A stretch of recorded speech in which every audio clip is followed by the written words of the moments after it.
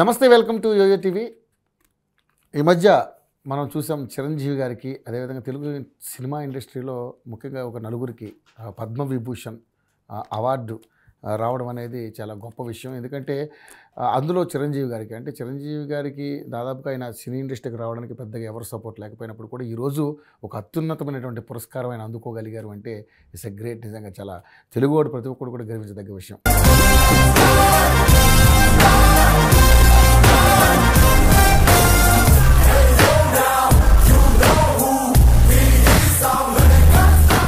ముఖ్యంగా చూసుకుంటే చిరంజీవి గారికి, అదేవిధంగా మంగళంపల్లి బాలమురకృష్ణ గారికి, అలాగే అక్కినేని నాగేశ్వరరావు గారికి, అదేవిధంగా ఎస్పి బాలసుబ్రహ్మణ్యం గారికి, నలుగురికి కూడా సినిమా ఇండస్ట్రీ నుంచి పద్మవిభూషణ్ అనే అవార్డు రావడం జరిగింది. సో చిరంజీవి గారి ప్రస్థానం గురించి మనం ఇప్పుడు క్రిటిక్ అయినటువంటి ప్రకాష్ గారిని అడిగి తెలుసుకుందాం. ఎందుకంటే ఎవరు సపోర్ట్ లేకుండా ఈ స్థాయికి ఎదిగినటువంటి ఆ వ్యక్తి గురించి ఒకసారి మనం అందరం కూడా తెలుసుకునే కార్యక్రమం చేద్దాం.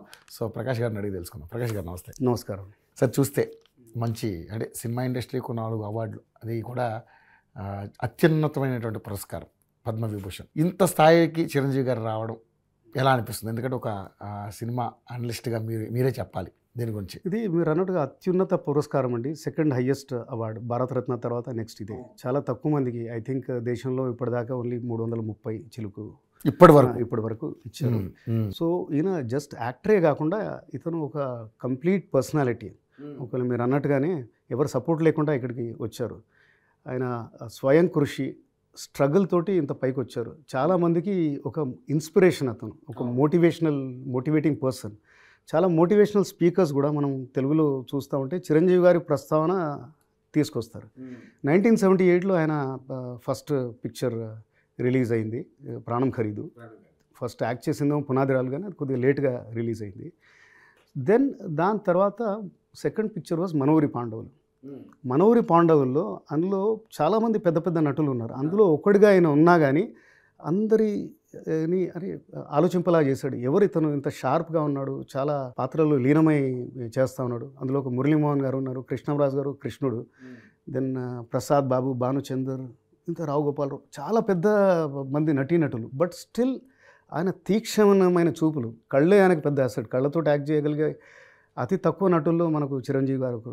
ఆ రోజే తన సెకండ్ పిక్చర్ తోటే, అంటే నేను కూడా ఆయన సినిమాలు చూస్తూ పెరిగాను. సో అప్పుడు నేను అనుకున్నాను, ఏంటి ఎవరితో ఈయనకు చాలా పెద్ద ఫ్యూచర్ ఉందనేది. అలా ప్రూవ్ చేస్తూనే అంచెలుగా ఆయన ప్రతి రోల్ యాక్సెప్ట్ చేశారు. చిన్న చితక అంటే విలన్గా కూడా చేశారు ఆయన. లైక్ ఇది కథ కాదు, 47 రోజులు, కొత్తపేట రౌడీ, కొత్తలుడు, ఇలాంటివి చేశారు. సైడ్ రోల్స్ కూడా చేశారు. పున్నమి నాగు స్ట్రేట్, అంటే నెగటివ్ రోల్, కానీ అది స్ట్రేట్ రోల్. సో రాణికాసుల రంగంలో కూడా నెగటివ్ రోలే, బట్ అది ఫుల్ ఫ్లెజ్డ్ రోలే అది. సో అలా ఏ పాత్ర వస్తే ఆ పాత్ర చేసుకుంటూ అంచెలుగా within an year or so ఒక హీరోగా ఎస్టాబ్లిష్ అయ్యారు. ఓకే. ముఖ్యంగా చూసుకుంటే సార్, ఇందాక మనం చర్చించుకున్నట్టుగా ఒక బాలకృష్ణ గారు కావచ్చు, సరే ఎన్టీఆర్ గారు, ఏఎన్ఆర్ గారు అంటే సినిమా ఇండస్ట్రీ స్టార్ట్ అయినప్పుడు ఉన్నటువంటి వ్యక్తులు, వాళ్ళందరినీ ఎలాగో గుర్తించి తీసుకున్నారు.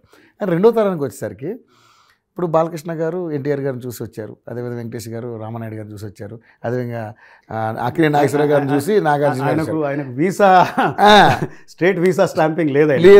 కానీ ఒక హీరోగా ఆయన అరంగేట్రం చేయలేదు. మీరు చెప్పిన ఈ ముగ్గురు నటులు, బాలకృష్ణ గారు అయితే, వెంకటేష్, నాగార్జున, వీళ్ళందరూ కూడా వాళ్ళకంటే హీరోగా లాంచ్ అయ్యారు. సపోర్ట్ ఉండింది.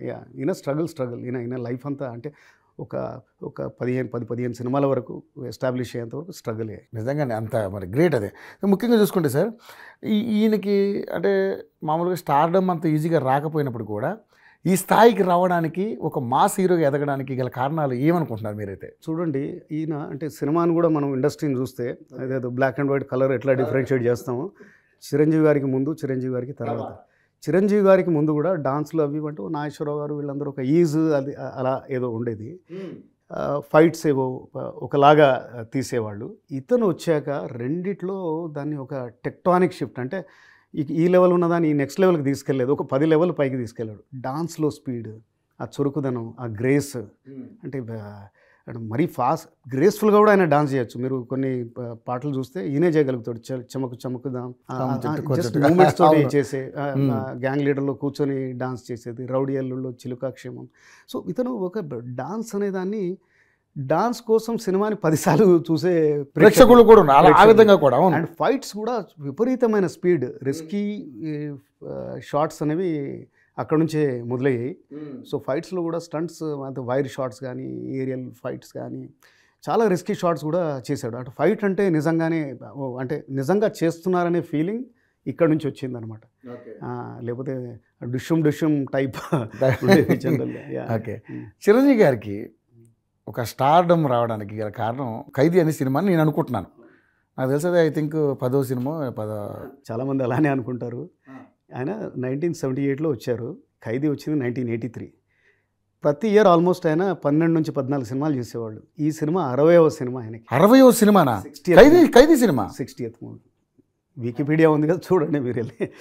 60వ సినిమా. 60వ. కానీ అంతకుముందు కూడా ఆయన సక్సెస్లు ఉన్నాయి. ఇంట్లో రామయ్య, వీధిలో కృష్ణయ్య, కిరాయి రౌడీలు, చాలా సినిమాలు ఉన్నాయి.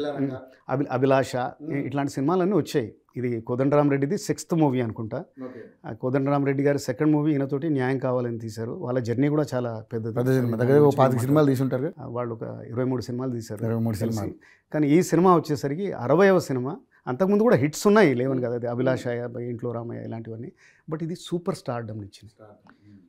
సూపర్ స్టార్డమ్ అంటే ఇక ఆయన నంబర్ 1 అయ్యారు. ఈ పిక్చర్ తోటి తెలుగు ఇండస్ట్రీలో ఆయన నంబర్ 1 అయ్యారు ఆయన. అండ్ అన్ని రికార్డ్స్ని తిరగరాసేసింది. అంటే కొన్నిటికి ఇది నాంది. అంటే ఓ పోలీస్ స్టేషన్లో ఫైట్ అనేది ఈ సినిమా నుంచి మొదలైంది. ఓకే. పోలీస్ స్టేషన్లో మొత్తం విధ్వంసం, కుర్చీలు ఎగిరిపోవడం, అల్మారాలు పగిలిపోవడం, ఇవన్నీ కూడా అంటే ఒకటే మూడ్, ఒకటే టోన్ని క్యారీ చేశారు సినిమా అంతా కూడా ఆయన. సో అది కోదండరామరెడ్డి గారి గురించి మనం అనుకున్నట్టు వీళ్ళది చాలా లాంగ్ జర్నీ. కోదండరామరెడ్డి గారు ఆల్మోస్ట్ 97 సినిమాలు తీశారు. అందులో 23 అంటే ఆల్మోస్ట్ 25% ఈయనతోటి తీశారు. వీళ్ళ కాంబినేషన్లో కూడా అద్భుతమైన హిట్లు. అద్భుతమైన there was a terrific combination. ఒక టైంలో క్రియేటివ్ కమర్షియల్స్ ప్రొడ్యూసర్ కోదండరామరెడ్డి గారు, director Jandhyala dialogue writer, Yandamuri script writer, Ilaiyaraaja music director. అలా అభిలాష, ఛాలెంజ్, మరణ మృదంగం, రాక్షసుడు, ఇట్లా చాలా సినిమాలు వచ్చాయి. అవన్నీ మ్యూజికల్ హిట్స్. సో ముఖ్యంగా చూసుకుంటే చిరంజీవి గారి లైఫ్లో ఎత్తు పల్లాలు గురించి మాట్లాడుకుంటే ప్రతి యాక్టర్కి ఉంటాయండి. అమితాబ్ బచ్చన్ గారు కూడా చూసాం మనం. బిఫోర్ కౌన్ బనేగా కరోడ్పతి అంటే ఆయన 60th అక్కడికి వచ్చేసరికి కాస్త ప్రతి యాక్టర్లో ఒక ఫేజ్ ఉంటుంది. ఈయన 78 నుంచి ఆల్మోస్ట్ 87 దాకా. 87 ఒక సినిమా రాకముందు 2-3 సినిమాలు వరుసగా ఫ్లాప్ అయ్యి మళ్ళీ కొద్దిగా కెరియర్ అనేది ఏంటి అంటే ఆ ఫస్ట్ స్థానం నుంచి స్లిప్ అయిపోతూ ఉండే అనమాట. మళ్ళీ కోదండరామరెడ్డి గారే 2nd లీజ్ ఆఫ్ లైఫ్ ఇచ్చారన్న పసివాడి ప్రాణం సినిమాతో. సో అది that was a super duper hit. ఇక అక్కడి నుంచి మళ్ళీ తను ముందరికి వెళ్ళారు. దాని తర్వాత మళ్ళీ ఒక టైం వచ్చింది 97 ముందు. కొన్ని ఏదో రిక్షావాడు, బిగ్ బాస్ ఇట్లాంటి సినిమాలన్నీ ఫ్లాప్ అయ్యాయి. సో మళ్ళీ ఆయన ఆలోచనలో పడ్డారు. ఒక 1996 అనుకుంటా, ఒక ఇయర్ ఆయన మొత్తం స్టాప్ చేశారు సినిమాలు. అంటే ఆలోచనలో పడి అంటే మంచి స్క్రిప్ట్లు అవి తీసి హిట్లర్ తోటి మళ్ళీ తన జర్నీ మొదలెట్టారు. హిట్లర్, మాస్టర్, బావగారు బాగున్నారు, ఈ 3 సూపర్ హిట్లు మళ్ళీ ఈ టైప్లో మళ్ళీ వెళ్ళారనమాట. మళ్ళీ అలా వెళ్ళాక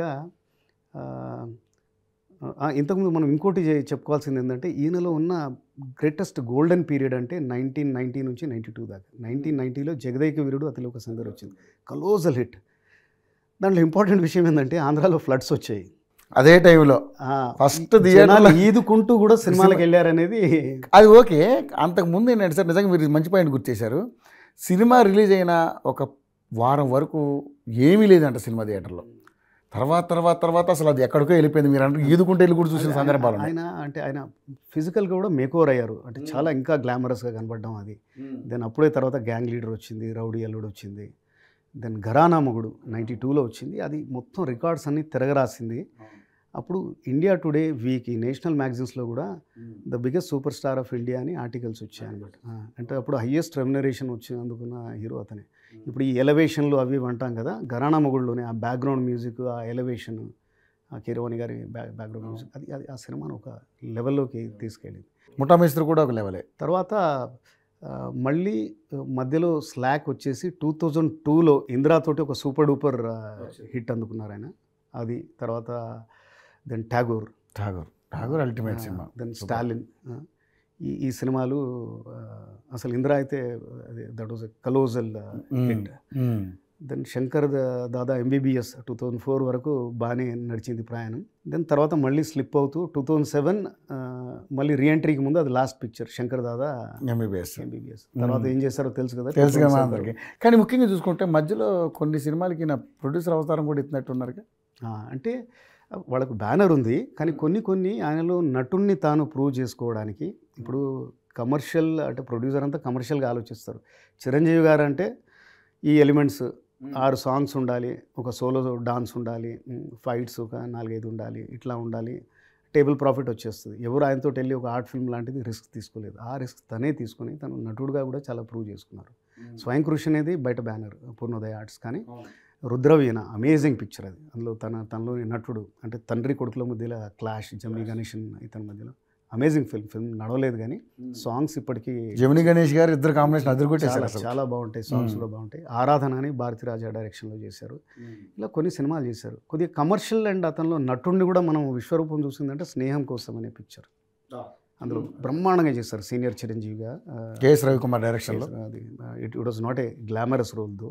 పున్నమి నాగు అంటే గతంలో చేసిన దాంట్లో one of the wonderful movies. అంటే ఏడ్ చేస్తాం ఆ సినిమా చూస్తే, అరే ఇతనికి ఏంది ఇట్లా అవుతుంది అనేది.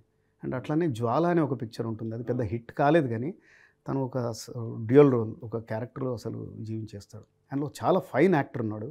ఇందులో స్ట్రెంగ్స్ ఏంటంటే కామిక్ టైమింగ్, దెన్ ఫైట్స్లో ఉన్న స్పీడ్ అండ్ డాన్స్లో అబ్సల్యూట్ గ్రేస్ అన్నట్టుగా. 2007లో మీకు అదే రాజకీయ ప్రస్థానం చేశారు. దానికి కూడా ఐ థింక్ బీజం ఈ 2-3 సినిమాల్లో పడ్డది, ఇందిరా, ట్యాగూర్, స్టాలిన్. ఎందుకంటే సోషల్ మెసేజ్ అంటే ఎన్టీఆర్ గారు కూడా దాంట్లోకి వెళ్ళే ముందు ఒక బొబ్బులు పులి, కొండవీటి సింహం, సర్దార్ పాపారాయుడు ఆ పిక్చర్స్ తోటి ఎలా వెళ్ళారు, ఈయన కూడా వచ్చారు. అయితే ఎన్టీఆర్ తర్వాత అంత ప్రజాభిమానం ఉన్న హీరో చిరంజీవి గారే. బట్ అన్ఫార్చునేట్లీ అది ట్రాన్స్లేట్ అవ్వలేదు. సో పొలిటికల్గా కొంత సక్సెస్ కాలేకపోయినప్పటికీ కూడా చేయలేదు, కానీ బేసికలీ ఆయన చాలా మంచి మనిషి. ఒక్కోసారి మనకు పొలిటిక్స్కి సూట్ కాడేమో అనిపిస్తుంది. Non controversial.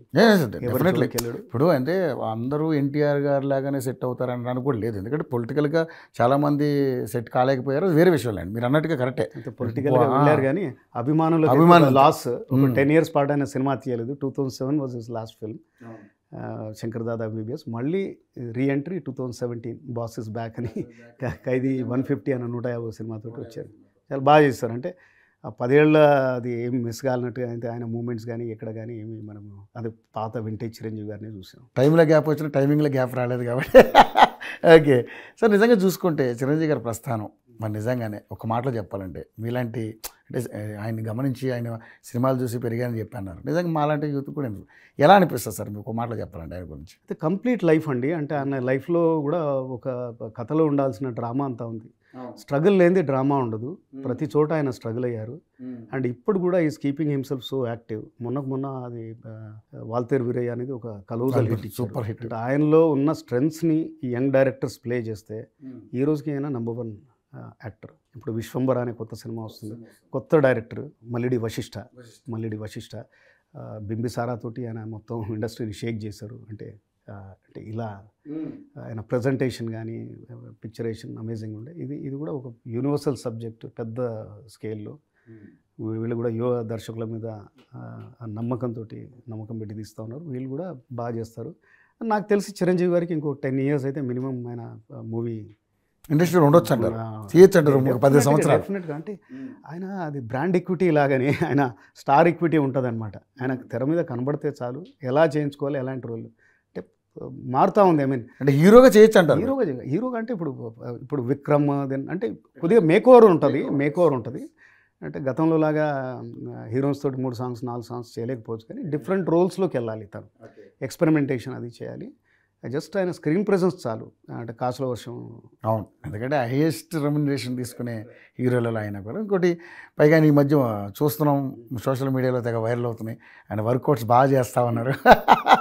మీరు అన్నట్టుకు ఒక 10 ఏళ్ళు నో ప్రాబ్లం. ఇప్పుడు తనకి అన్ని వర్గాల్లో అభిమానులు ఉన్నారండి, పొలిటీషియన్స్, బ్యూరోక్రాట్స్, అది ఇదంతా. కొంతమంది అంటుంటారు మీరు అంటే నేను I'm not a regular film analyst, మీకు ఇదేంది ప్యాషన్ అంటే, మనం అందరం సినిమాలు చూసే పెరిగాము. సినిమా అనేది తెలుగు ప్రేక్షకులకు ఒక అంతర్భాగం వాళ్ళ జీవితంలో. చిన్నప్పుడు అంతా మేము రిలోడ్ చేసుకుంటాం. ఆ సినిమా రిలీజ్ అయినప్పుడు మేము 10th ఉన్నాము, ఇక్కడ ఇది చేసాం, ఇప్పుడు అది జరిగింది. అది 1990లో ఫ్లడ్స్ వచ్చాయంటే ఈ సినిమా రిలీజ్ అయినప్పుడు. సో మేమందరం ఏ ఫీల్డ్లో ఉన్నాం, I'm N engineer and I work for a corporate company. కానీ నా ఫ్రెండ్స్ యూఎస్లో ఉన్నా కానీ, లేకపోతే కొంతమంది సీనియర్ బ్యూరోక్రాట్స్ ఉన్నారు, ఐఏఎస్ ఆఫీసర్స్ ఉన్నారు, ఎవరు ఉన్నా కానీ మేము ఒక 5-10 నిమిషాల తర్వాత టాపిక్ సినిమా మీదకి వెళ్తుంది. అందులో మా జనరేషన్లో చిరంజీవి గారు డెఫినెట్గా ఒక భాగం. అండ్ చిరంజీవి గారితో అక్రాస్ ద జనరేషన్స్ కనెక్ట్ అవుతారు. ఈ రోజున్న ఒక టీనేజర్ కూడా will be able to connect. ఎందుకంటే ఆ డాన్స్, అది ఆయన స్క్రీన్ ప్రెజెన్స్, బ్రేక్ డ్యాన్స్ని క్రియేట్ చేసింది ఆయన కదా, ప్రపంచానికి పరిచయం చేసింది. ఎనీవే ఇలాంటి మహానుభావులు అందరికీ మంచి గౌరవం ఇచ్చి సత్కరించుకున్నందుకు great. Thank you sir, thank you so much. Right.